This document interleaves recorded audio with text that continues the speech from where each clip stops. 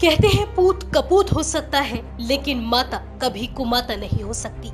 दुनिया में अपने बच्चों को एक माँ सबसे ज्यादा प्यार करती है, उनकी परवाह करती है, लेकिन जब यही माँ कुमाता बन जाए तो फिर इसे क्या कहा जाए।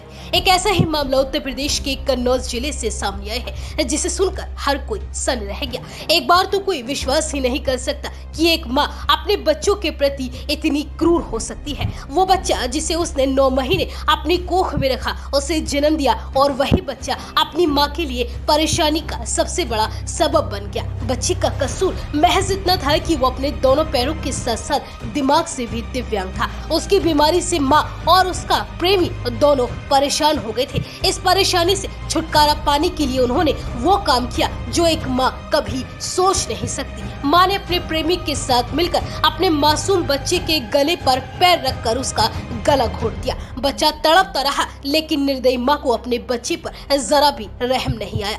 दरअसल ये पूरा मामला सौरख क्षेत्र के अंबेडकर नगर कस्बे का है। यहाँ धर्मेंद्र अपनी पत्नी और 13 साल की एक बेटी और 12 साल के बेटी के साथ रहता था। धर्मेंद्र की पत्नी का प्रेम प्रसंग गाँव के ही एक गुड्डू नाम के युवक से हो गया। करीब 1 महीने पहले धर्मेंद्र की पत्नी ने अपने 12 साल के बेटे को लेकर घर से बिना बताए चली गई। छानबीन के बाद धर्मेंद्र को पता चला कि वह गुड्डू के साथ रह रही है। धर्मेंद्र की मां ने अपनी बहू को मनाने की भी बहुत कोशिश की, लेकिन वह अपने ससुराल लौटकर वापस नहीं आई। धर्मेंद्र का बेटा दोनों हाथ पैरों से दिव्यांग था और साथ ही मानसिक रूप से भी दिव्यांग है। बीती 30 जुलाई को गुड्डू के घर में बच्चे का शव पड़ा हुआ मिला। घटना की जानकारी मिलने के बाद पुलिस भी फौरन मौके पर पहुंची और शव को कब्जे में लिया गया। पड़ोसियों ने बताया कि दिव्यांग बच्चे पर उसकी मां और उसके साथ रहने वाला शख्स गुड्डू काफी अत्याचार करते थे। उसे न खाना दिया करते थे और न ही पानी दिया करते थे। वह बच्चा सारे दिन रोया करता था और तड़पता था, यहाँ तक कि उसे